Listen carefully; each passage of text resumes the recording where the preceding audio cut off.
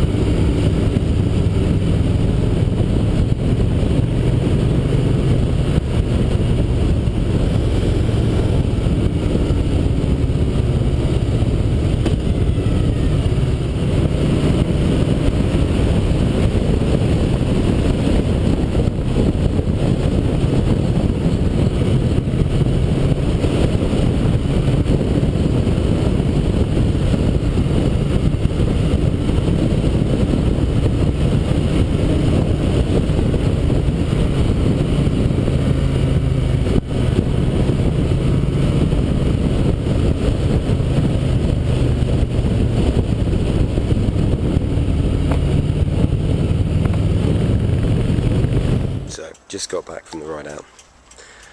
I'm not going to say, man, she is an absolute beauty. It's that distinctive Harley style. I love the black colouring and everything. I love the solid black frame behind the lights. Chrome was some of the other additions. And she's a beautiful example of what Harley do. Now, I love this bike. I love the charm. I like riding it. It's very, very different from the sports bike I like to ride, as you can see here. But yeah, there are obviously some things you have to take as compensation. Brakes on this, if you're used to race on a sports bike, will seem rubbish because they aren't great. The turning circle on it is a bit of a nightmare. I was stuck in traffic for quite a while, and it was such heavy work in the heat. It was hot. It was getting hot from the engine. you know, it's clunky. The gear change on this, you know, I kind of like it because you really kick it in. You feel like you're kind of really pushing the gear in. But you know, it's hard work on you. The brakes, I say, you really have to work on them. When you hit the kind of sweeping curves, right though, it's beautiful.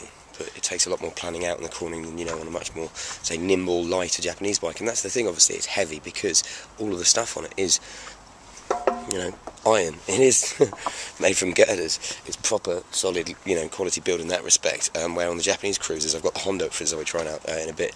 It's a lot more plastic, it's a lot lighter, therefore the brakes are better. You know, it's much more nimble to chuck around. But obviously, look, you're going to spend £16,000 in it. The Japanese cruisers are so much cheaper. You're looking for something really, really distinctive on this. You buy a Harley for its style, you know, as I say, its character. I really, really love the Fat Bob the other week. I didn't think I'd find a Harley I like more. Obviously, the V-Rod Muscle I put in a class of its own.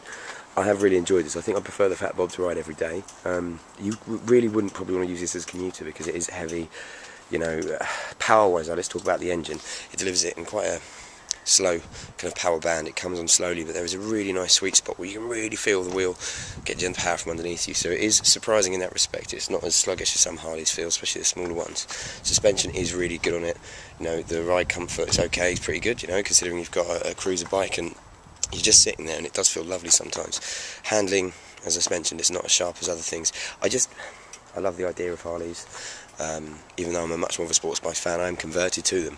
But what's going to be interesting is, because I like this, but I think £16,000 is a hell of a lot of money to spend on a bike like this, which you're only going to use on nice sunny Sundays, if you know, or maybe some nights out.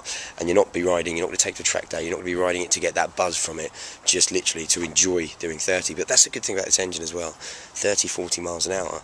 You can really give it some, and you can use it, and you're not going to be going above that. So it is fun. It is really fun to ride town. You know, you do get a lot of hellos. You get everyone saying hi and pointing out the bike. It's a big attention thing, obviously. Harley riders, you know, it's all about customising as well. You can change so many different things and add on a million and one little things that will add to the cost of the bike. One thing I would say is this bike came to me with 0 miles on it. I was a little bit concerned about the state of the brakes. You know, they just don't look very fresh. Maybe it's just stored outside. But you know, otherwise it's good. The engine, for instance, compared to like a Japanese a cruiser or many other ones, is really rough. You know, when you're sitting on it, you can hear it, little rattles and things like that. But it's not. It's a reassuring almost, if that makes sense, kind of like ruggedness to it, because that adds to the charm. It is an old bike. It's got the heritage, but I tell you what, it's going to be put to the test. It's getting a thumbs up from me.